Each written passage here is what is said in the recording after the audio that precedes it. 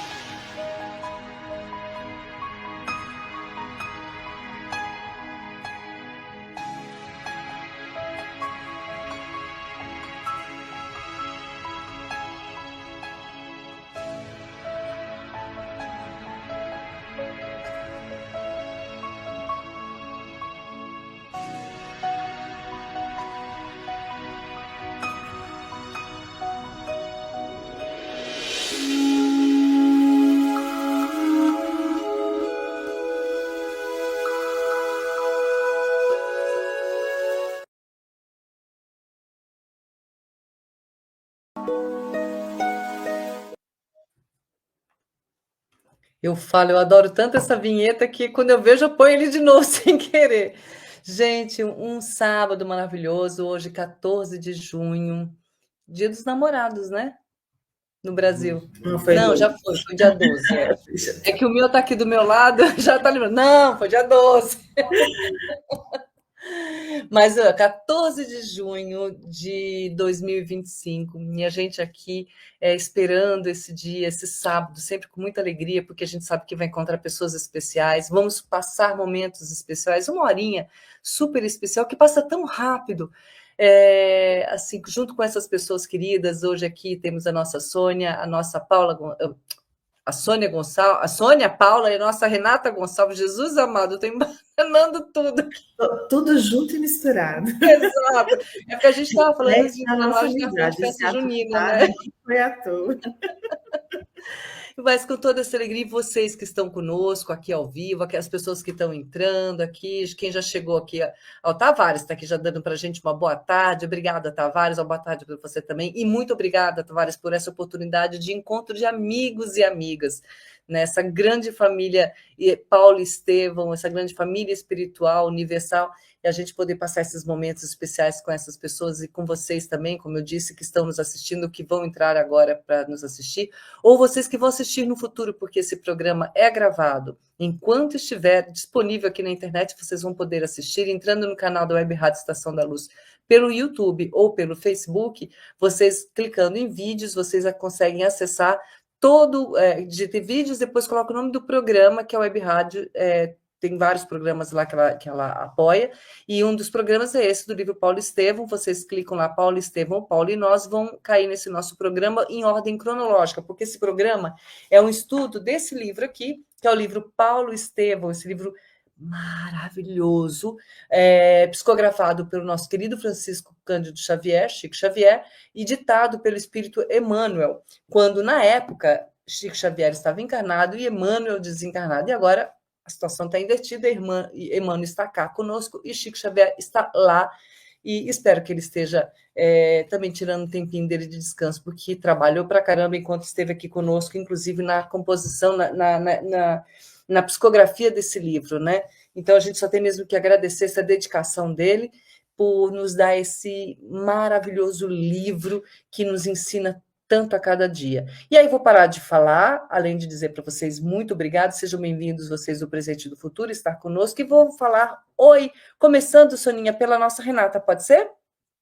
Renata, oi. Olá, boa tarde, boa noite a todos. É sempre uma alegria estar com vocês aqui para a gente aprender mais acerca desse livro tão maravilhoso, né? Que é um convite à reflexão não apenas histórica, né? Mas é o convite à renovação dos nossos sentimentos, da nossa proposta de vida, né? Desses nossos, relembrando os nossos compromissos reencarnatórios, né? De evolução, de prosperidade. Então, muito a aprender aqui. E ensinar. Obrigada, viu, Renata? A gente está esperando você também, já que até comentamos semana passada, nossa, semana que vem vai estar a Renata com a gente nesse tema que fala sobre a família, né? Não é isso, Sônia? É isso. A família que nós temos, a consanguínea e a espiritual, somos todos nós, humanidade, somos todos irmãos uns dos outros, filhos do mesmo pai, temos o mesmo irmão maior, que é Jesus, que é o nosso governador espiritual, e eu estou muito feliz por estarmos aqui mais uma vez com a nossa querida Renata. É muito bom estarmos com estas meninas, que eu vou passar a dizer também, Cátia e Manuela, mas também com o nosso menino Glauco, o marido da Renata. E também contigo, Eurídice, lógico, e com os que estão do outro lado da vida, que nos assistem e nos ajudam, e os que nos assistem em corpo físico, aí através da rádio web, né, Estação da Luz. E que nós possamos ter um bom programa e que tenhamos muita fé e muita coragem. Porque uma coisa é certo, é que vai dar tudo certo no final. É certo, vai dar tudo certo no final. Porquê? Porque na realidade nós somos espíritos imortais. Vamos sempre continuar a viver. Então, vai sempre dar certo no final. Um dia seremos espíritos puros. Estamos a caminhar para lá. Paulatinamente, como nos ensinou o Paulo, mas estamos a caminhar para lá.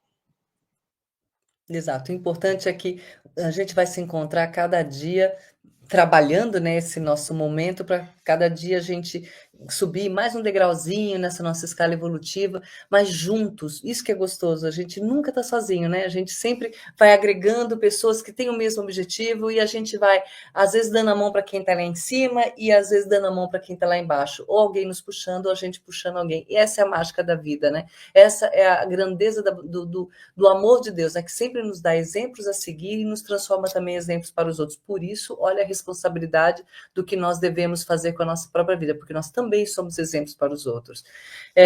Meninas, vou fazer a nossa oraçãozinha de abertura, pode ser? A gente tem bastante coisa para ouvir da Kátia hoje. Da Kátia, da Renata. Hoje eu tô, né? Trocando os nomes, vamos lá. Então, vou fazer a nossa oraçãozinha de abertura, não sem antes colocar uma imagem linda deste nosso querido irmão, nosso Mestre Jesus, que esteve aqui conosco na Terra, para nos mostrar o caminho, né? Esse é o grande, é o maior espírito que habitou na Terra para nos mostrar o caminho, né? Então, nosso divino mestre, né, Jesus, Deus também, nosso Pai de infinita bondade, agradecemos por mais essa oportunidade de aprendizado e reflexão, que a tua luz nos envolva neste momento, inspirando nossos pensamentos e tocando nossos corações com a sabedoria do amor e da verdade. Pedimos também, sabemos pela nossa humildade, né, pedimos que esteja conosco esses nossos amigos benfeitores espirituais que nos acompanhem nessa jornada de crescimento, de estudo desse livro maravilhoso, para que possamos realmente compreender com clareza, humildade, as lições profundas que esse livro nos oferece, lições de fé, amor, perdão, transformação interior, principalmente. Que a trajetória de Paulo nos fortaleça diante das nossas próprias dificuldades também, nos incentive a trilhar o caminho do bem com mais firmeza. Senhor, ilumine cada palavra, cada pensamento, cada sentimento aqui presente, para que esse estudo também seja um momento de elevação espiritual e renovação íntima. Ilumine principalmente a nossa querida Renata, que hoje possa também nos complementar com a sua sabedoria e com o seu amor. Que assim seja. Essa imagem me traz uma paz, assim. Então, Renata, que você seja muito iluminada. Estamos eu e aqui a Sônia para te dar essa nossa acolhida na leitura desse livro, né? E para a leitura desse livro, posso passar para vocês um resuminho de onde a gente parou? Então, nós paramos, para vocês que estão nos acompanhando, nós estamos na página, como os livros, dependendo da edição, a página é diferente, e a da Sônia já vi que também já está diferente do meu, né, Soninha? Então, eu vou dizer o meu e cada um de vocês diz um de vocês. O meu livro, a página é 265, aonde começa, o parágrafo, aonde começa, Saulo compreendeu o sofrimento moral. Saulo compreendeu o sofrimento moral. Sônia? A minha é a página 265. E o meu livro é esse, né? Mais antigo da FEB. E é o É mesmo a papel, mas página não tem. 369. 369. Ok. Isso. Tá. A gente diz sempre como começa a frase, porque algumas pessoas acompanham pelo Kindle, né? Ou outro tipo de leitura, ou outro tipo de livro, e pode dar páginas diferentes. A minha e a da Sônia deu a mesma página, mas não sei se deu o mesmo parágrafo, mas está tudo certo. Então, por isso que a gente fala, começa por Saulo compreendeu o sofrimento moral. Então, enquanto a gente dá o resumo, vocês procurem a página de vocês, tá bom? No resumo, a gente... 3, né, da segunda parte. Capítulo 3, segunda parte, isso mesmo. Então, nós temos aqui, posso fazer o resuminho, né? Nós estamos numa parte onde Saulo está conversando, ele se encontra com o pai, né? E aí eles estão conversando e a gente percebe apesar de haver um amor entre o pai e o filho aqui, a gente consegue perceber esse respeito de Saulo pela religião do pai e também por tudo aquilo que ele aprendeu do Cristo, né? Essa confiança de Paulo de Saulo, ainda é Saulo de Tarso, essa confiança dele de tudo que ele aprendeu quando ele descobriu, né? Ele passou a conhecer Jesus. Então, todo esse ensinamento desse evangelho crístico, ele absorveu, ele prova que absorveu isso quando ele, mesmo diante do Pai, com o coração ali flagelado, né, pela própria cobrança que o pai faz, né, da esperança que o pai tinha diante de Saulo, da própria evolução, né, da vida de Saulo, como alguém que pertencia já ao Sinédrio. Então, esse pai, ele vê essa decepção do pai e ele se fortalece diante do amor de Cristo. E esse pai, que a gente vai ter que entender, não julgar esse pensamento do pai, mas que vinha trazendo sentimentos, né, baseado naquilo que ele conhecia, da fé, né, judaica que ele carregava de anos e anos de tradição. É isso? Alguém quer complementar alguma coisa? Não? Então vamos começar pelo livro, que eu estou assim, empolgada para poder ouvir. Saulo compreendeu o sofrimento moral do genitor quando assim se exprimia. Teve ímpetos de atirar-lhe dos braços amorosos, falar-lhe do Cristo, proporcionar-lhe entendimento real da situação.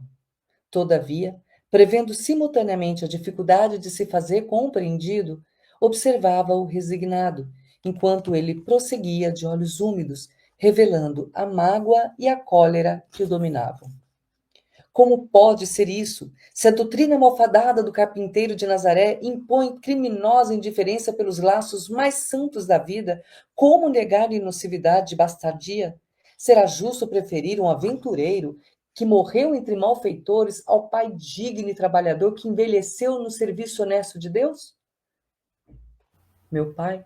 Pode falar. Por isso, eu já tinha pedido para parares um pouquinho antes, não reparaste? A gente colocou. Não, eu tinha no primeiro parágrafo. Mas tudo bem, está aqui, melhor. Renata, começa tu que eu depois falo. A gente tem aqui, né, uma situação, porque ele vai dizer para o pai que não estava doente, né?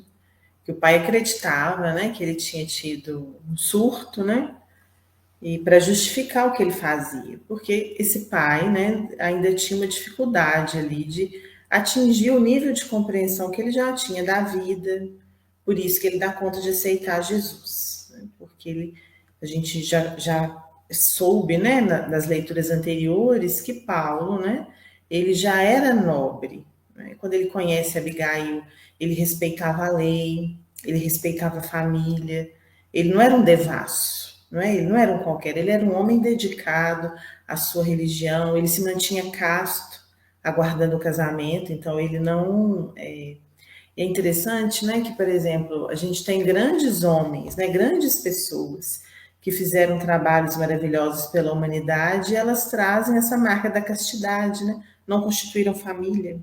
Chico, né? Madre Teresa, o próprio Divaldo, que desencarnou há pouco tempo, né? Então vieram assim com o compromisso de um casamento com a humanidade. E então ele já tinha valores morais, mas esses valores também foram adquiridos no berço dessa família, que soube, né, em respeito a essa lei, conduzi-lo também. Né? Porque o pai tá revelando aqui que ele era alguém de fé, alguém religioso. Então, da mesma maneira que Paulo entende essa postura desse pai, a gente também tem que fazer um esforço para compreender a postura das pessoas que nos rodeiam, principalmente dentro do ambiente familiar, quando nem sempre a gente professa a mesma religião dos nossos pais ou dos nossos filhos, né? É muito difícil a gente entender quando alguém resolve, no uso do seu livre-arbítrio, escolhe viver uma vida diferente. Principalmente na nossa relação a gente já viveu isso na condição de filhos, né? E quando a gente vê os nossos próprios filhos fazerem as suas próprias escolhas, né? O quanto é difícil a gente entender que às vezes eles já atingiram um grau de maturidade e de conhecimento, que eles podem optar por fazer ou não fazer, por seguir ou não seguir a religião dos pais. Então, a gente sabe que a proposta do Cristo ela era revolucionária, mas aqui Saulo, nesse momento, também compreende que o pai ainda não tinha condições de entender a proposta do Cristo, por isso ele silencia.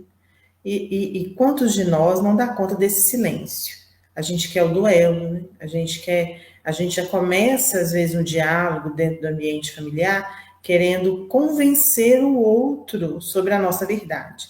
Então, não é só, às vezes, não é sobre a gente falar, olha, eu acho que, sei lá, que essa caixinha deveria ficar à direita ou à esquerda. Mas se você gosta de colocar ali, tudo bem. Não, a gente já vai, sabe?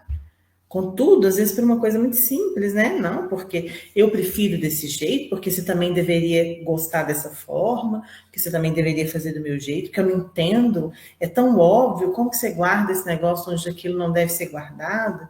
E esses duelos, assim, que a gente tem em casa, que eu tenho certeza que todos também têm, mas que a gente tem que passar a pensar um pouco, né? Parar para pensar que não vale a pena. É importante a gente respeitar o nível de consciência de cada um, o acesso à verdade de cada um e tudo chega, né? Tudo, o despertar das pessoas vai acontecer mais cedo ou mais tarde.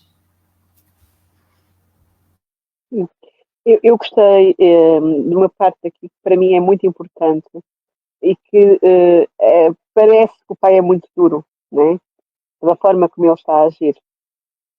Mas ele diz que teve ímpetos de atirar-se-lhe nos braços amorosos. E Manuel não pôs isto aqui por acaso. É que o pai dele era amoroso com ele. Quando ele cumpria aquilo que ele queria que ele fizesse. E este é um grande problema nosso. É que muitas vezes nós somos amorosos com os outros enquanto eles cumprem connosco aquilo que a gente quer que eles façam. E não é assim que deve ser. A amorosidade deve ser constante. Independentemente de se comungamos das mesmas ideias ou não, ou seguimos os mesmos passos, como se falava a Renata. E é importante esta frase aqui. Ímpeto de cair nos braços amorosos do pai. E depois é a sabedoria que Saulo tem. Ele sabe quem é o pai. Ele conhece o pai. E sabe que o pai não vai mudar de ideias. Porque quer o pai, quer ele tem ideias fixas. Ele gostava de poder chegar ao pai, mas sabe que o pai não tem entendimento para já para o fazer. E aí entra aquela lição do mestre. Não dá pérolas a porcos. Não vale a pena a gente se guerrear. A gente precisa de compreender isso. E esperar o tempo. O que é que quer dizer com esperar o tempo? Este pai não vai aceitar para já. Mas o tempo é infinito. Porquê? Porque nós temos a eternidade pela frente como espíritos imortais. E como nós sabemos, nós nascemos nas famílias onde necessitamos de aprender a amar. Quando nós não conseguimos fazer nesta vida, teremos que fazer noutra. Era melhor que a gente fizesse nesta. Porque assim não deixávamos para outra, né? Resolvíamos este problema agora e depois íamos resolvendo outros que ainda temos pelo caminho. É importante que a gente compreenda isto. Mas a oportunidade de voltarmos a reencontrar novamente vai acontecer mais cedo ou mais tarde.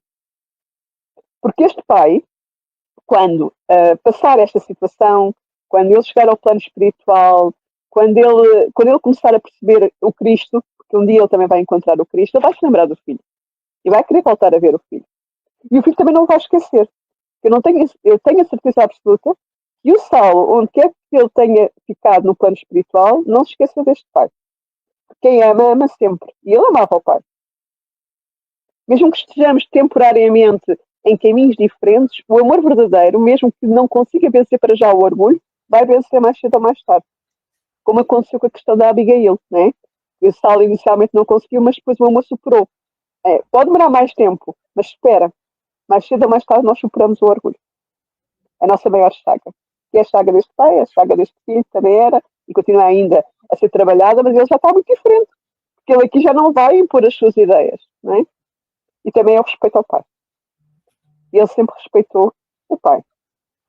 As ideias do pai. Porque é uma característica do povo judeu. O respeitar o mais velho. Respeitar a figura paterna. E isso é importante que a gente não tenha perdido nas nossas vidas. Porque hoje em dia vê-se muitas pessoas não respeitarem o pai e a mãe. Podemos ter ideias diferentes, até não concordar com a ideia dos nossos pais, mas os nossos pais merecem-nos respeito. Da mesma maneira que os pais devem respeitar os filhos. E o respeito é fundamental para que as relações entre duas pessoas funcionem. Se faltar o respeito, seja numa relação entre pai e filho, ou uma relação entre marido e mulher, ou uma relação de amizade, automaticamente já está a faltar o amor. Porque o amor pressupõe respeito. Era só este ponto que eu queria marcar. E a gente vê realmente esse respeito dele, né, pelo pai. Isso eu acho muito bonito. Uma coisa que a Sônia comentou é esse tempo, né, que cada um tem da sua própria evolução. A gente respeitar o tempo de cada um, né?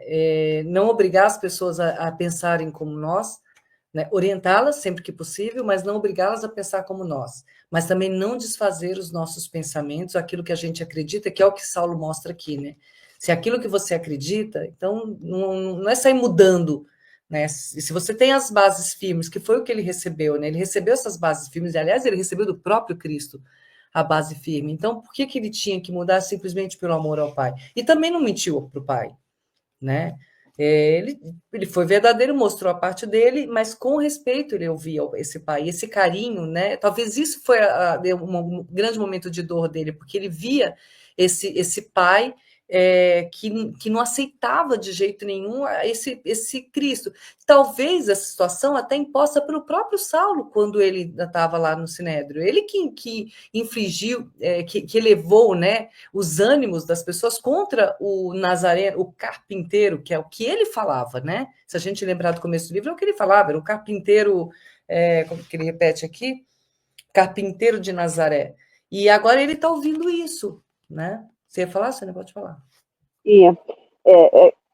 Tu falaste em um ponto que foi referenciado, falámos as duas, que é uma passagem também do mestre, que eu lembrei-me agora. Aborrecer o pai e a mãe. Às vezes nós temos que aborrecer o pai e a mãe para seguirmos o caminho certo. O aborrecer o pai e a mãe não significa não respeitá-los, nem maltratá-los.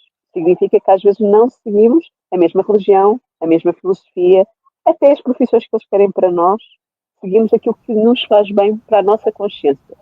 A nossa relação principal é com o Pai. Amar a Deus sobre todas as coisas e ao próximo como a si mesmo. Amar a Deus sobre todas as coisas.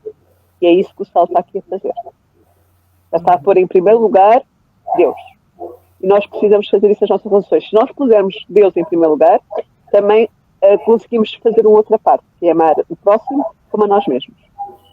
Nós precisamos de compreender o quê? Compreender que, às vezes, amar a Deus pressupõe aborrecermos o outro. Porque, imaginemos, eu tenho a filosofia espírita, a minha mãe é católica, e ela queria que eu fosse católica, eu vou permanecer espírita. De alguma forma, a minha mãe fica aborrecida porque eu não escolhi a mesma religião que ela. Mas, na realidade, nós estamos a escolher o mesmo caminho, que é Cristo.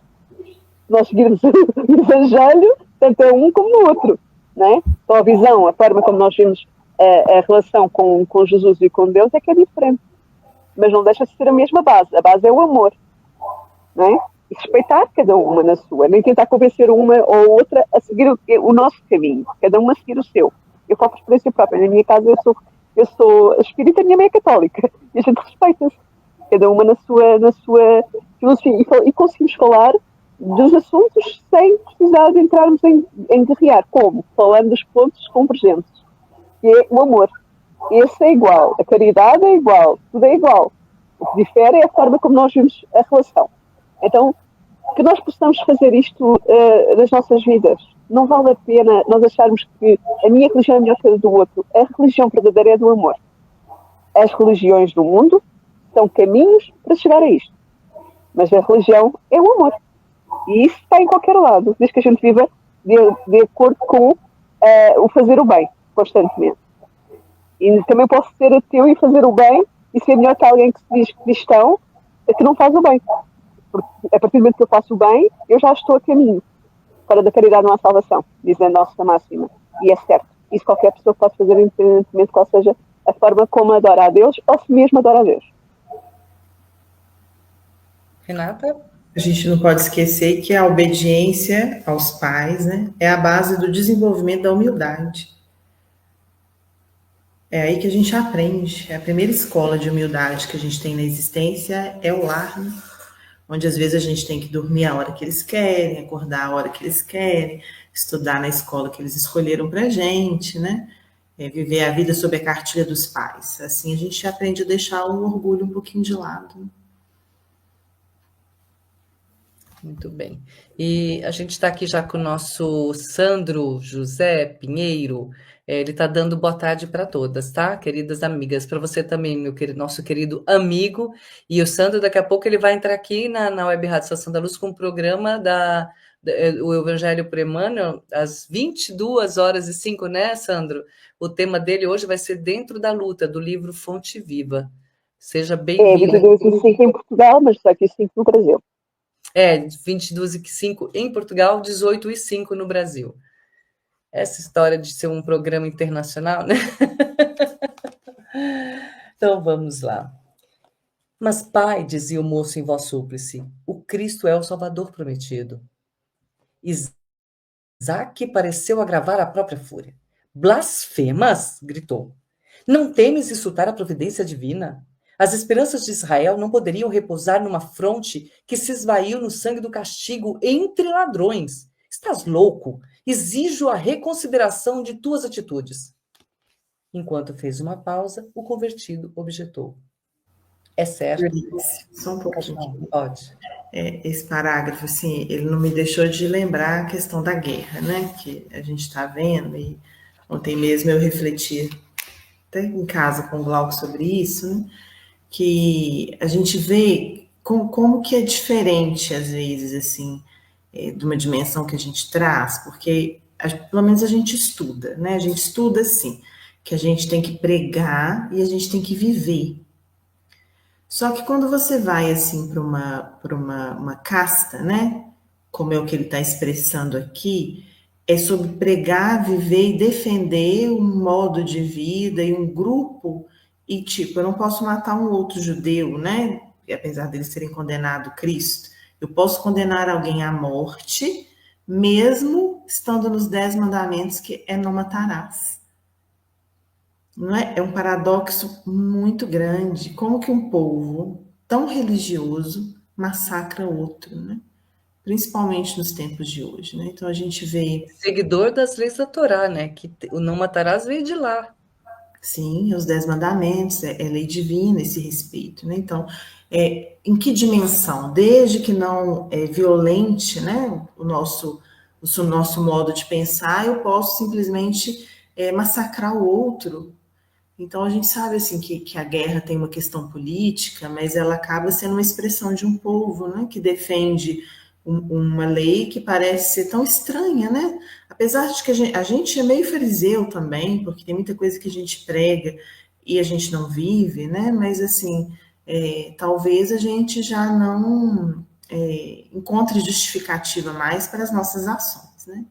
Ainda que a gente age, sabe? A gente já não fala assim, eu faço isso mesmo, né? O fulano merece, né? Eu piso mesmo, eu mato mesmo. Isso a gente já não faz. Às vezes a gente faz uma coisa que não está na lei, mas a gente já sente um incômodo em relação aos momentos em que a gente desliza. E os nossos deslizes no campo da palavra, não são crimes hediondos, crimes contra a humanidade, Então, a gente tem que ter, assim, muita compreensão, né? Acionar a nossa misericórdia, orar muito, porque existe muito sofrimento ainda por trás, esse orgulho ainda impera. Acho que é isso que eu quero dizer, não sei se ficou claro, assim, mas esse Ficou. orgulho, ele ainda impera, de que somos o povo escolhido, e a questão das fronteiras, a questão da terra, a gente respeita apenas, então, desde que a pessoa cumpra, se a pessoa não cumpre, ela está sendo condenada à morte, até hoje, né? Então, nós temos aí várias pessoas sendo condenadas à morte. Sim. Eu pegando nesse ponto que tu falaste, eu estava aqui a refletir sobre o que tu disseste sobre a questão de eles não cumprirem a lei. Há um problema muito grande. Há cá as leis divinas, e depois há as leis materiais que são criadas como se fossem divinas. E eles Leis têm na humanas. Torá também, que é as leis humanas, exatamente, a lei divina e a lei humana. E Moisés colocou algumas leis que eram humanas para controlar um povo que necessitava de ser controlado depois de sair da escravatura e passar a ter uma liberdade, porque era necessário. Só que as leis que ele colocou contrariam em alguns pontos a lei dos 10 mandamentos. E a gente tem que refletir. Se uma é a lei divina, que foi aquela que se recebeu na tábua, os 10 mandamentos, e a outra é a lei humana, nós temos que seguir a primeira. É o que acontece, por exemplo, com o Evangelho. Nós temos um Evangelho, temos a vivência do Cristo, e nós fizemos a Inquisição e as Cruzadas na Europa. E que levámos para outros locais, nomeadamente essa zona também. Né? Levámos para lá as Cruzadas. Então, nós precisamos de compreender que nós distorcemos de acordo com as nossas vontades. Nós, na realidade, nós não estamos a seguir a lei divina. Nós estamos a seguir a lei humana de acordo com a minha vontade. Eu vou distorcer uma passagem com a minha vontade. Por exemplo, Maria Madalena foi distorcida. Quando chegou a um determinado Papa, o Papa resolveu colocá-la como prostituta, coisa que ela não era. E ficou até hoje essa fama. E a gente precisa, e se a gente for andar para trás, estudar, vamos perceber que não é assim. E isso aconteceu porquê? Porque ele queria fazer uma determinada coisa com aquela informação. E às vezes nós distorcemos, enquanto um conto acrescenta muitos pontos, não é? Às vezes nós distorcemos, implementamos, como aconteceu com o Constantino, com a questão de tirar a reencarnação, apesar que ficou aquela referência a necessário nascer de novo e a questão do Elias. Então, nós vamos tentando desaparecer com uma coisa porque não nos interessa, mas ela não deixa de ser verdadeira. E depois nós vamos ter que dar contas à nossa consciência. Eu, quando olho para aquela zona está há milénios em guerra. É cíclico. E isto tem muito a ver com o facto daquilo que a Renata disse, o orgulho, que são de ambas as partes. Porque o orgulho é a chaga de todos nós. Então, eu mato, depois mata o outro, depois mata o outro. E vamos mudando de papel na reencarnação, mas mantemos as mesmas ideias e vamos perpetuando os mesmos atos. Até que um dia, um de nós para e muda o roteiro. Não é? Mas isto acontece diariamente. Nós nascemos nas famílias consanguíneas, não é por acaso. É porque temos que tentar, através dos laços consanguíneos, resolver questões lá de trás do passado, que estão relacionadas com este tipo de situações. E é preciso que a gente conflita muito. A Renata fez uma boa ponderação, que é, será que nós, quando estamos a ver as notícias, emanamos amor ou emanamos raiva, ódio e medo? Porque a probabilidade é que, pelo menos o medo faça parte. O ódio e a raiva, será que a gente faz isso com cristãos? E principalmente como espíritas, porque nós sabemos que os espíritas têm que orar para os criminosos, como diz o Evangelho segundo o Espiritismo, e sabemos quais as consequências para estes que estão a perpetuar estes erros que vão ter a seguir. Será que a gente está a conseguir fazer isso? É que nós também somos responsáveis pelo que emanamos pelo planeta. E os benfeitores podem nos utilizar de alguma maneira para minimizar as situações no planeta. Dar um exemplo, na Segunda Guerra Mundial havia um grupo em Londres, na zona de Londres, não é a periferia de Londres, que fazia uma oração e os benfeitores deslocavam-se lá para ir aurir as energias, para respirar energias positivas e levá-las para a zona da Segunda Guerra Mundial. Vejam, um grupo fazia oração. Tinha esta importância. Será que nós estamos a fazer isso? Isso é uma reflexão que a gente deve fazer. Outra coisa que eu queria também levar em consideração aqui, bom, primeiro, assim, só avisar, o Sandro corrige também, né, o horário é 18h05 Brasil e 22h05 Portugal, no programa Dentro da Luta, do Evangelho de hoje, que ele vai estar apresentando junto com a Joelma Dutra. Já assisti, uma fofa também. Muito bem-vindo vocês, tá? Uma coisa que eu queria, uma consideração que eu gostaria de fazer também nessa frase, que as esperanças de Israel não poderiam repousar numa fronte que se esvaiu no sangue do castigo entre ladrões, né? Claro, a gente já falou sobre isso, então não vou discorrer novamente sobre o comportamento, a visão, né, os judeus na época tinham sobre o próprio Cristo, né?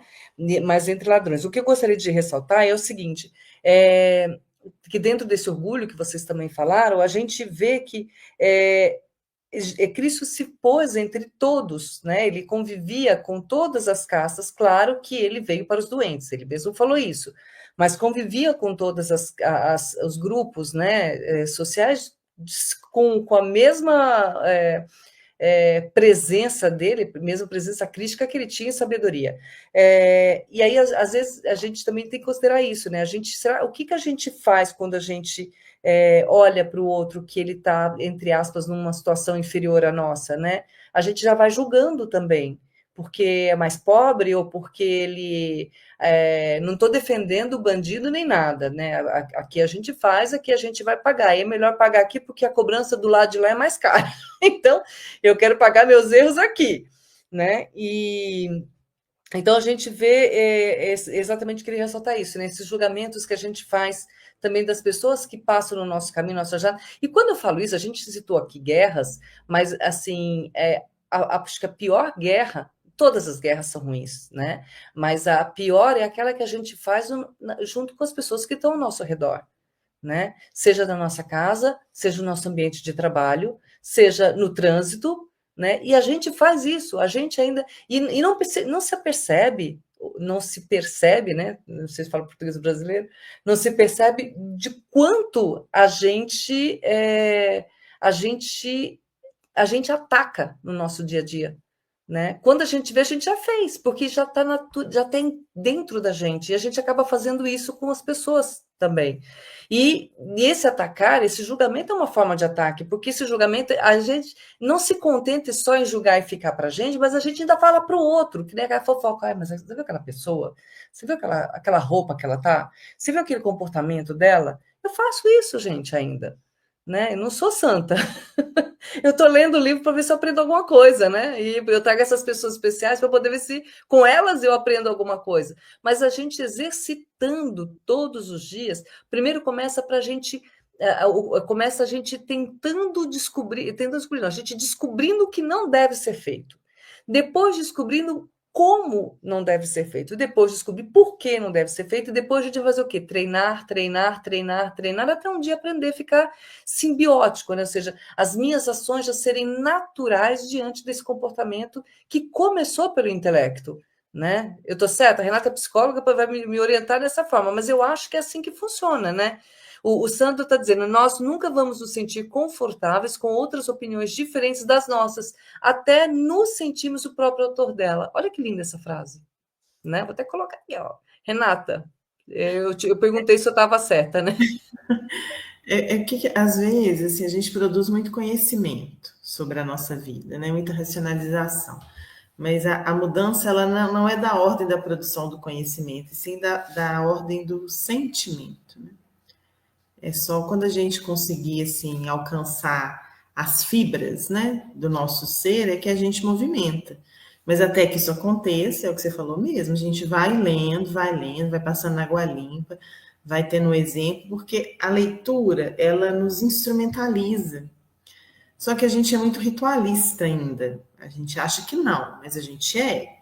Sabe? Às vezes as pessoas falam comigo, eu faço atendimento fraterno, e as pessoas falam assim, mas você faz culto no lar? Faço culto no lar. Vou no centro, tomo passe, mas é um automatismo. Não é algo assim da ordem, sabe? Assim, natural. sabe? Ou às vezes a pessoa fala, nossa, eu vou no centro toda semana e tomo passe, e a minha vida não melhora, né? Ou aquilo não acontece, mas aí a gente fala assim, e aí você pergunta, nossa, a pessoa vai toda semana para tomar o passe. O foco dela é o passe, ou seja, algo assim, como se fosse uma transfusão de soluções. Mas toda casa espírita, antes do passe, tem a palestra. A pessoa geralmente não fala. Eu vou na palestra toda semana, sabe? Na hora da aflição, ela fala, eu tomo passe toda semana. Mas o que cura? O que cura é a palestra ou é o passe? A palestra é um convite, né? A transformação. Por que o passe não vem primeiro, né? Devia dar o passe, né? E quem quisesse ficar, ficava para a palestra. Muita gente pensa assim. Porque a pessoa tomaria o passe e iria embora. Para que ela precisa escutar palestra, né? Para que ela precisa participar de estudo? Para que estudo miudinho? E tem mais, né? Você abre um grupo de estudo no centro sobre mediunidade, assim, é uma fila enorme. Todo mundo. Aí você abre assim, um estudo minucioso do Evangelho. Às vezes o pessoal até começa animado, né? Daí a pouco tem 4, 5, 3. Porque as pessoas ainda não dão conta. Aí a pessoa fala, não, mas não é porque eu não estou dando conta, é porque aconteceu isso, isso e isso na minha vida, certo, mas se a gente for olhar tudo o que acontece na nossa vida, a gente realmente não participa de nada, não. Tem que dar uma prioridade. E eu não estou dizendo que a gente tem que abandonar os compromissos, deixar de trabalhar, deixar a família, que tem gente que fica nesse extremo também. Nossa, eu vou para o centro 7 dias na semana. Ai, mas... E o resto da vida, né? A vida acontece fora do centro. Ir para o centro assistir palestra, tomar passe e fosse libertar dos pecados, né? É a substituição de falar do São Padre. É a mesma romaria que se fazia ou que se faz em outros cultos religiosos. Basta ir, né? Basta estar presente, mas e depois, né? O que a gente vai fazer com isso? Falaste aí uma coisa importante, porque isso é em todas as coisas da vida. As pessoas começam com muito entusiasmo e depois a vontade não é real. Como não é real, não persistem. Porque a gente tem que pensar que quando a gente adentra de um caminho diferente, e principalmente por um caminho espiritual, em que pressupõe estudo, interiorização da informação e depois vivenciar, vai haver muitos empecilhos à volta para tentar evitar que a gente vá por esse caminho. A gente sabe que é assim. Então vai haver muitos empecilhos. E o que é que são os empecilhos? Há um livro que eu gosto muito, que é Desobsessão, de André Luiz, que fala exatamente do que eu estou a dizer, né? Em que há os imprevistos, os impedimentos. O título é Os Impedimentos, se a minha memória não está errada. Os impedimentos. E os impedimentos são o quê? É um familiar que aparece assim à última da hora, e portanto faz compromissos, neste caso, de obsessão, portanto, estamos falando de grupo mediúnico. Acontece que eu fico com uma dor de cabeça infernal, e se a gente não tiver força de vontade para ir, a Eurídice sabe que eu estava com dores quando entrei aqui, certo? Eu disse que ia passar. Já não parece que eu estou com dores. Na verdade, elas estão cá. Porquê que passa? Porque a gente tira o foco, como a Eurídice falou há uns tempos atrás, uma dor que ela tinha, a gente tira o foco e a gente passa. Então, se a gente não fizer isto, não conseguimos fazer nada na vida. A gente não vai trabalhar quando está com dor de cabeça. Nós não vamos, se tivermos dores, não vamos trabalhar na mesma. É a mesma coisa. É a questão de compromisso. E o compromisso com a nossa própria reforma íntima é fundamental. E a Renata tem razão. A gente tem que priorizar tudo. Se eu me bem recordo, o Chico primeiro colocava a família, depois o trabalho, e o resto do tempo é que era para o resto das outras coisas, que eram as tarefas dele mediúnicas. Ele nunca lesou o trabalho nem a família. Inclusive, tomou conta de um sobrinho, como nós sabemos, estava bastante doente, também teve que ser internada, e etc. Então, a gente não pode deixar de ter equilíbrio, mas também não podemos colocar isso como desculpa para não fazermos a nossa transformação moral.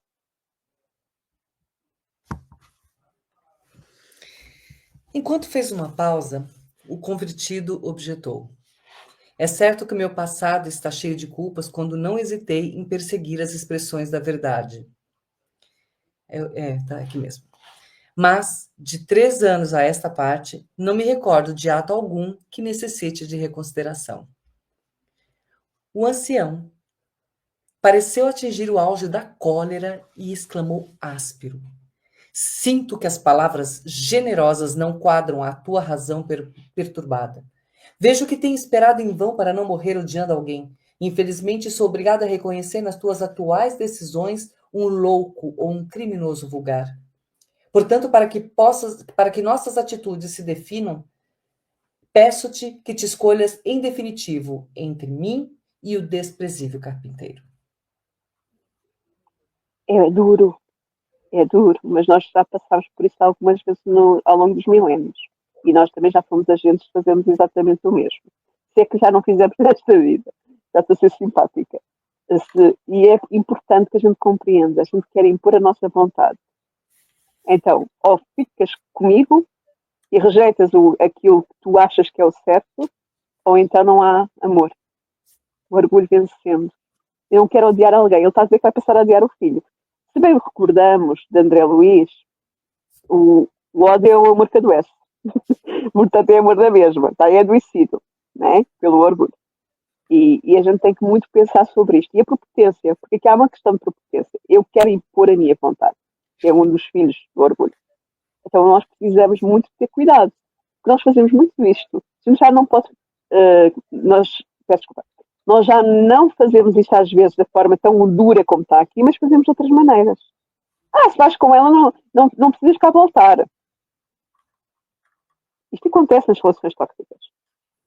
Se vais à tua mãe, esquece, não voltes cá. Que é assim que começa. Estas frases ainda fazem parte do nosso cotidiano. Tu preferes tomar café com ela em vez de tomar café comigo. Isto é entre amizades.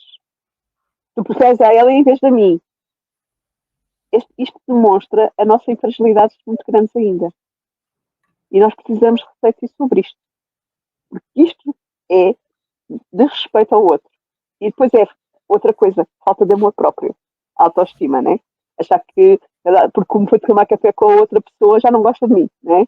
A infantilidade do amor, que ainda nós não estamos no amor ágape, estamos no amor mais de terra a terra. E nós temos ainda muito isto com as amizades. Já não estou a falar das relações entre homem e mulher, que é mais comum, mas também entre amizades. E por isso, ao fazermos esta atitude, estamos a fechar a porta. A sorte, foi aquilo que eu falei antes, né? É que os milénios estão aí pela frente e tenho a certeza que o Sol não esqueceu do pai e que provavelmente com o tempo este pai, esperemos nós, tenha conseguido perceber que este não era o caminho. Às vezes demora tempo. Como a Renata se lembrou bem, basta olhar para a zona onde está a haver agora a questão da faixa de Gaza, né, que a gente falava. Nós temos ainda alguns que estão na liderança do povo judeu, que têm um pensamento semelhante a este.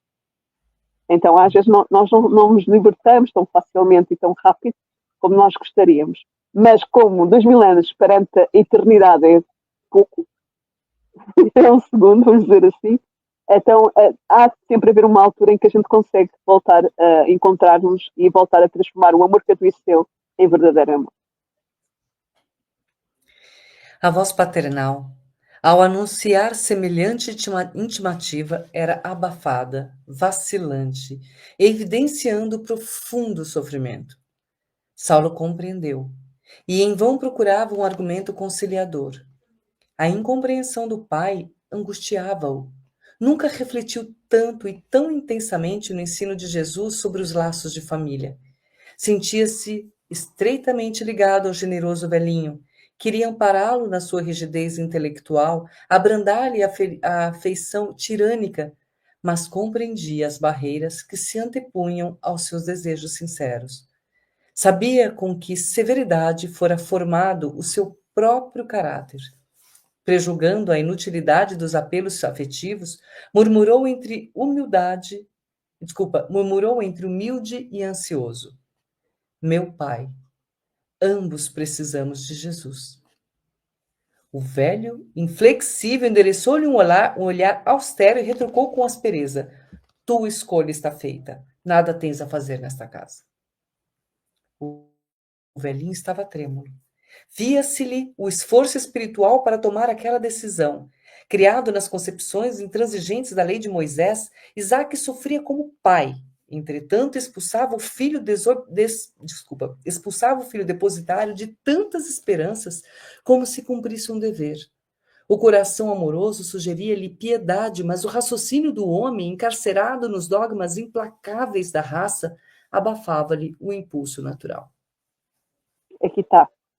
Ele amava o filho. O coração dele dizia-lhe para ser piedoso. só que aquilo que ele aprendeu, né, sobrepunha-se ao amor. E nós precisamos de 2 asas para voar. É a intelectual, que se propôs aqui, e a moral, né, a do amor. E quando nós não temos uma fé raciocinada, nem uma fé dentro do conceito dos 10 mandamentos, que ele tinha os 10 mandamentos, e os 10 mandamentos resumem em amar a Deus sobre todas as coisas e ao próximo como a nós mesmos. Se fizermos os 10 mandamentos, estamos a fazer isto.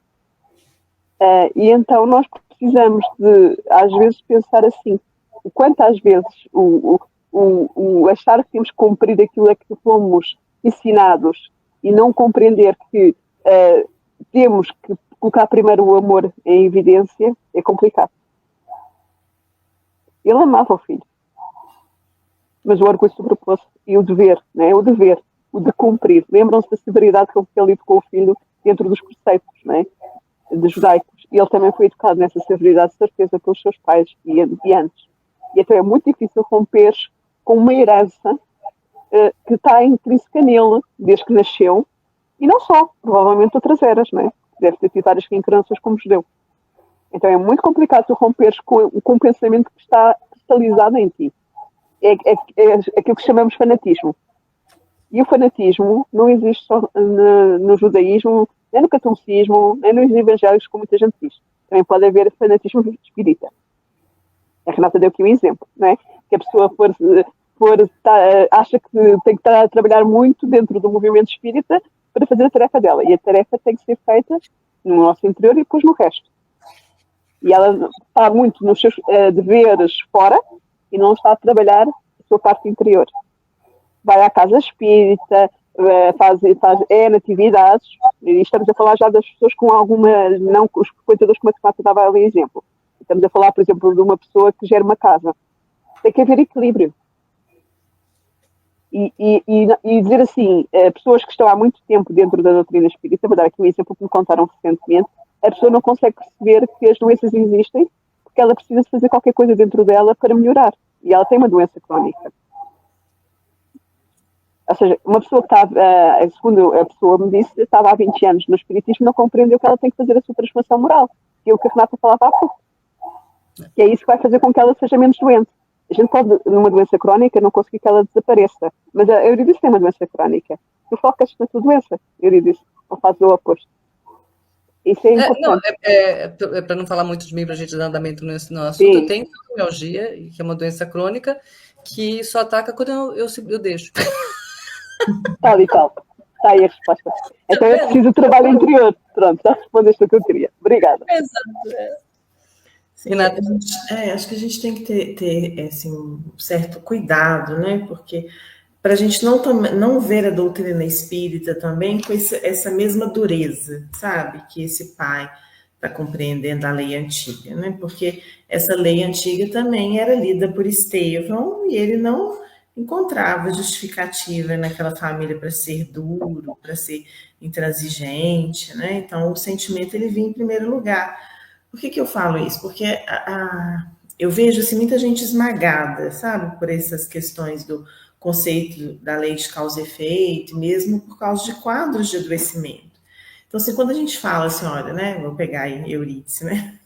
Quando você fala assim, é só quando eu deixo, talvez você já tenha percebido uma continuidade, assim, às vezes está um pouco mais ansiosa, e aquilo ali aflora.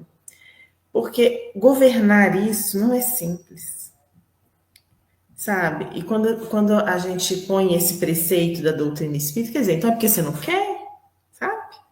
Então tem muita gente em sofrimento. Aquela disciplina de fundamento já, né? Isso. Tem muita gente em sofrimento dentro do meio espírita que a pessoa fala assim, é porque eu sou muito ruim, né? Eu devo ter errado muito.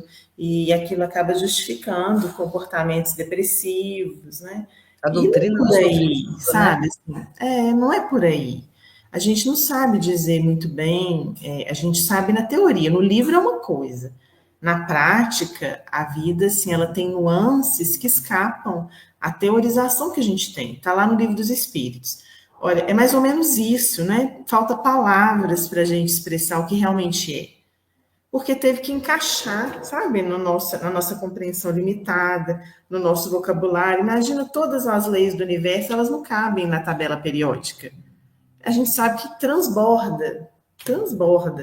Muito embora a tabela periódica ali seja um resumo dos elementos, né, que a gente tem à disposição no universo. Quando a gente fala da questão da lei moral, e a gente vai aprendendo as nuances dela, a gente vai entendendo que a aplicabilidade da lei, ela é individual. Tá certo? E o progresso, ele é individual também. Então, nunca diga a alguém, né, que está sofrendo que aquele sofrimento é responsabilidade dela.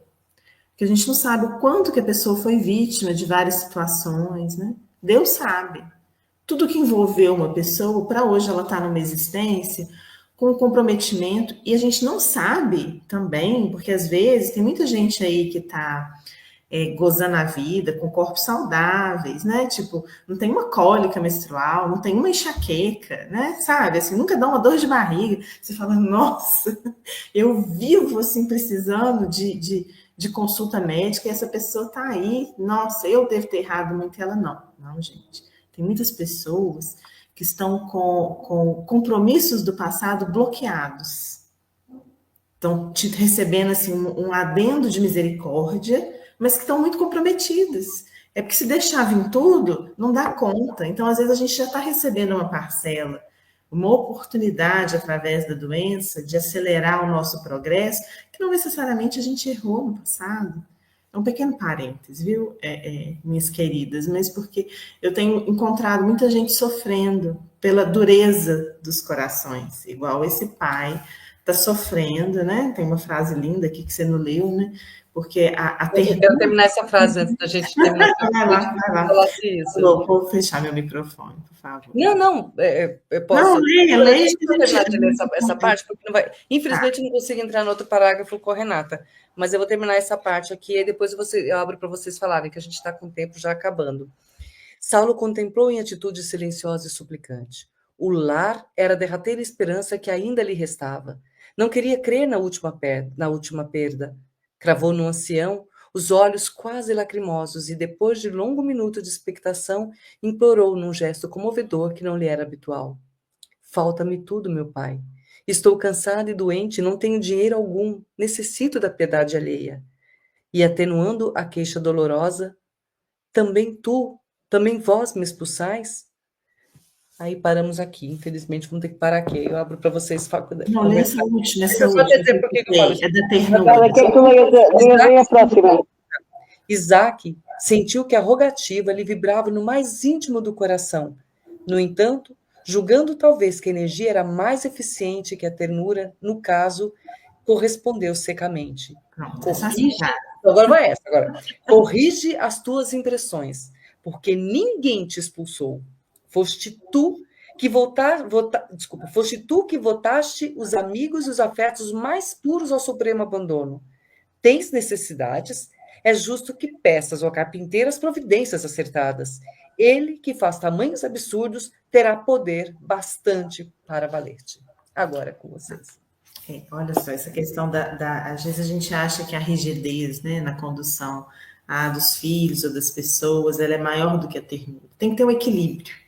A gente nem pode ser rígido demais, nem mole demais, que a ternura não passa por aí, né? Na condução que a gente precisa ter. Então, a gente tem que rogar muita sabedoria para a gente não errar a mão, porque quando a gente está ali num processo educativo, a gente está envolvendo com espíritos, né, que estão relacionados ao nosso passado, são desafetos, são amigos. Então, é um turbilhão de coisas, né, de enfrentamentos que a gente tem dentro do lar, que nós tivemos também com os nossos pais, né?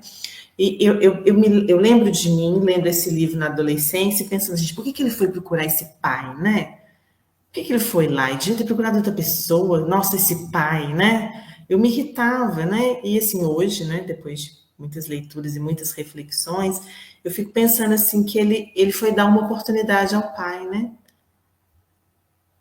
E talvez assim, o livro não demonstre completamente se o pai aproveitou ou não essa oportunidade. A gente vai ver assim, um spoilerzinho, que ele deu uma leve amolecida ali na frente, né?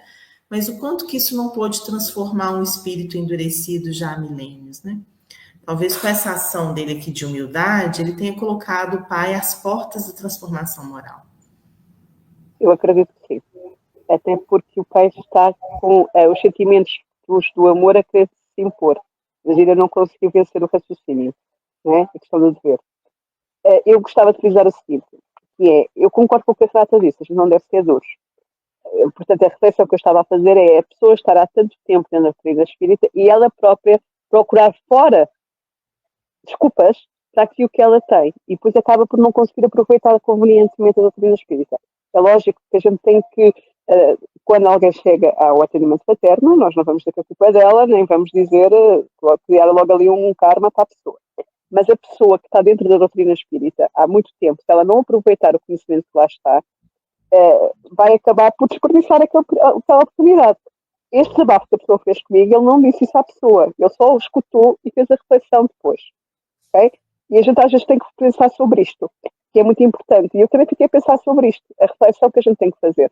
Será que nós, digo agora falo para mim, será que eu estou a aproveitar convenientemente a informação que eu estou a absorver? Será que eu não estou à procura nos outros a culpa para as minhas doenças crónicas ou para as situações? Eu não consigo compreender que esta doença, que pode não ser uma questão kármica, pode ser uma questão de uma oportunidade para eu testar a aceitação, a paciência, portanto, pode ser uma prova, não necessariamente é uma questão de expiação. Mas será que eu estou a aproveitar esta oportunidade para treinar aquilo que era necessário? E se a gente não fizer esta reflexão e continuar a procurar à volta, não estamos a aproveitar a oportunidade que a doutrina espírita nos dá. Mas isso também depende de cada um, não é? Portanto, fica na consciência de cada um e também no tempo de cada um, como falávamos há pouco. Bom, chegamos ao final. Infelizmente, bateu exatamente 1 hora aqui. A gente vai ter que dar os recadinhos rapidinhos, mas não sem antes de agradecer a presença de vocês. Renata, eu queria muito chegar nesse capítulo com você. Ainda tem mais partes aqui. Espero que a Renata vai estar aqui com a gente daqui um mês só. Mas, Renata, se tiver algum complemento, eu agradeço que você compartilhe com a gente enquanto a gente estiver apresentando. Por quê? Eu acho que esse capítulo é muito importante porque ele fala das famílias, né? E hoje a gente vê muitas famílias desconstruídas ou muitas famílias desordenadas. E acho que a importância que a gente está aprendendo nesse capítulo sobre esse respeito do filho para o pai, sobre as ansiedades dos pais para os filhos. Quantas mães estão assistindo esse programa? Mais mães do que pais, eu sei, mas os pais também vão estar assistindo e percebem que talvez isso pode estar acontecendo na casa deles, né? Seja por uma questão de decisão do filho pela profissão, como a Sônia citou, ou por uma decisão, sei lá, de estilo de vida ou sexualidade, o que quer que seja. Mas quantas dificuldades esses corações paternos, né, e maternos, e podem passar nesses momentos que os filhos decidem tomar uma decisão diferente da deles. Então, isso é muito importante para a gente orientar esses pais. Por isso que eu achava muito importante, Renata, a tua presença nesses momentos desses capítulos aqui. E também, não estou desfazendo ninguém, é que você, você traz a sua visão da psicologia. Então, a gente está tendo uma consulta de graça. Eu lembro do Evangelho segundo o Espiritismo, né? Diante do conflito com o filho, né? Tem uma parte linda que fala assim: abrace seu filho, né? Um de nós dois errou. A gente não sabe quem, né? Diante do conflito. E que a gente possa encarar os nossos filhos, né? Como oportunidades, como esse Paulo aqui está sendo oportunidade para o pai. Então, esse filho aí, às vezes, muito opositor, né? Vamos ver o que ele está demandando, né? Às vezes é a transformação, que seja para que a gente possa adquirir a paciência. E essa transformação que vocês duas trouxeram, olhando pela visão de Saulo e também a visão do próprio pai dele, a gente vai aprender muito durante esse processo todo. Então, a gente só tem mesmo que agradecer, porque esse livro ele é muito rico, gente. Ele é muito rico de ensinamento. A gente não vai terminar de ler esse livro e sair daqui santo, de jeito nenhum. Eu, pelo menos, não. Espero que vocês saiam, todos vocês. Entendeu? Mas eu sei que comigo ainda não. Mas ele mostra pra gente um caminho, né, gente? Isso que é muito importante. Então, Soninha e Renata, muito obrigada. Podem falar. Deixa eu dar os recados. Peraí. Vou dar os recados. A gente vai continuar a leitura do livro na semana que vem com a nossa super Manuela Ricardi, a doce Manuela Ricardi. Manu, Bem-vindo com a gente dia 21 de junho, horário do Brasil, 16 horas, Portugal, 20 horas. E temos na terça-feira, isso todo sábado, tá? A gente apresenta todo sábado a continuação desse estudo do livro Paulo Estevão, tá? Continuando ainda, estamos na segunda parte, continuando ainda o capítulo Lutas e Humilhações, que é o capítulo 3. Vamos para a 18ª leitura deste capítulo, porque a gente já está há mais de 2 anos aqui estudando esse livro e não estamos cansados, aprendendo cada dia. E na terça-feira a gente está aqui com essa outra turma maravilhosa, que é das epístolas, a Kátia Boloni, a Sandra Boara e a Luísa Assunção, trazendo para a gente estudo das epístolas, uma visão espírita do estudo das epístolas, que vocês vão ver que não é muito diferente da visão cristã, católica. Cristãos somos todos nós, mas da visão católica, tá? Nós estamos aqui, acho que no capítulo, no primeira carta aos Coríntios, no capítulo 14, né, Soninha? Acho que a gente... Não, 19. Nós já estamos nesse capítulo, do estudo da Epístola aos Coríntios, que fala também sobre o amor, né, e que é o que deve imperar dentro das famílias. Se a gente começar a corrigir as famílias, a gente não vai ter guerra. Ponto, falei. Então vamos lá, nem que seja daqui muitos milhões de anos, mas vamos preparar as jovens, as crianças, os jovens e a família, porque eles vivem dentro dos nossos lares, e esses nossos lares que tem que ser o nosso exemplo.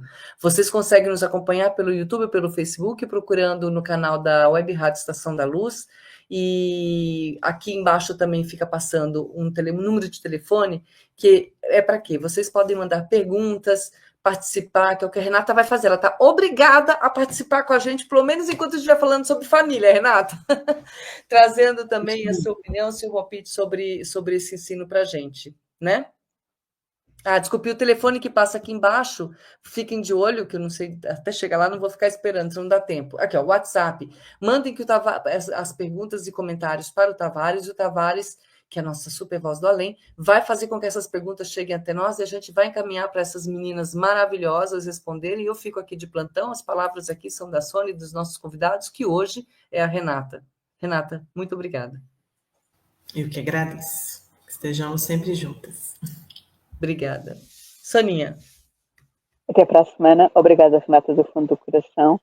E aqueles que estiveram a assistir, um grande abraço, especialmente para o Sandro. Um abraço enorme. E eu também já assisti ao Evangelho, já participei, inclusive, e hoje conto participar novamente. Um abracinho grande, claro que participei com comentários, como o Sandro faz connosco. Um abraço imenso. Um abraço muito grande. E ao Zeni, estamos falando sobre família, hein, Alzeni? Fica de olho, tá bom? É para o seu coração também. E para todos vocês, e eu quero dar um abraço muito carinhoso também para minha irmã Andréa Machado dos Santos, que faz aniversário hoje, minha irmã querida. Que você tenha muita, mas muita paz dentro do seu coração, tá bom? Te amo, te amo, te amo. Muito obrigada, meninas. Deixa-me só mandar um beijinho para a tua irmã. Mana da Euridice. Um abraço imenso. Tá vendo? Tamanho da família universal? Tá aqui. E agora eu vou fazer nossa oraçãozinha de encerramento. E muito obrigada. Esperamos vocês no próximo sábado, 16 horas Brasil, 20 horas Portugal. Tá bom? Mestre Jesus, neste momento, mais uma vez, com nosso coração cheio de alegria, agradecemos a oportunidade de estarmos contigo enquanto estudávamos esse livro maravilhoso que nos mostra o caminho que devemos seguir para tentarmos ser melhor de nós mesmos a cada segundo. Que possamos, durante essa semana, nos lembrarmos do que aqui foi ensinado, que possamos, durante a semana, nos lembrarmos da tua vontade, dos teus ensinamentos e colocarmos em prática sobre todas as nossas ações diante de nós mesmos, principalmente quando nos olharmos no espelho e quando nos colocarmos nossa cabeça em nosso travesseiro. E também diante daqueles que convivem conosco durante a nossa jornada, seja no nosso lar, nos trabalhos, nas ruas, que possamos a cada dia lembrarmos que temos que, de alguma forma, ser o exemplo a ser seguido. Muito obrigada, Mestre Jesus. E como diz aqui o nosso Sandro, mês de junho é iluminado. Que a tua luz ilumine a cada um dos corações que estiverem aqui ouvindo estes ensinamentos, que ilumine os lares dessas pessoas queridas que nos acompanham nesse estudo e que possamos, juntos, com nossa energia de amor e gratidão, emanar também o coração dos espíritos que nos acompanham durante esses estudos. Que tua luz, Mestre Jesus, desça sobre eles, trazendo-lhes mais paz esperança e amor. Que assim seja.